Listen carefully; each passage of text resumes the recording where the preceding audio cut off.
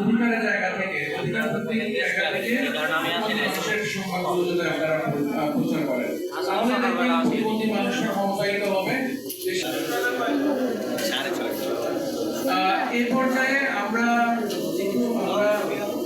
আমাদের প্রতিবন্ধী ভাই বোনদের কাছে একটু যাচ্ছি যে তারা একটু সংক্ষেপে 1 মিনিটের মধ্যে তাদের যে নির্বাচনকালীন অভিজ্ঞতা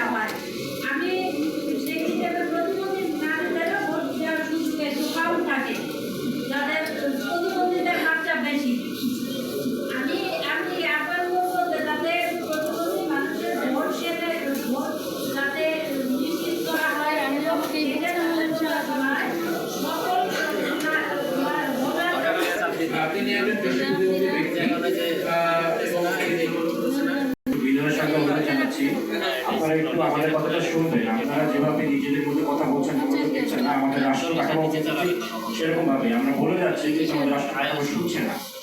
আমরা একটু আপনাদের অনুরোধ জানাচ্ছি যে আপনার মাধ্যমে আমরা কিন্তু রাষ্ট্র কাঠামোর কাছে পৌঁছেছি। আমি কিছুটা দেখি যারা একেবারেই দলমত আছে আমরাও তো মতামত প্রকাশ করতে চাই, সেই ক্ষেত্রে আমাদের আইনে আমাদের বিদ্যমান যে আরপিও আইন রয়েছে সেখানে কিন্তু পরিষ্কার কোনো নির্দেশনা নাই যে আমরা কোনো সহায়ক আমাদের সাথে কোনো সহকারী নিতে পারবো কিনা বা নিতে পারলেও সেটার কাঠামোটা কি হবে।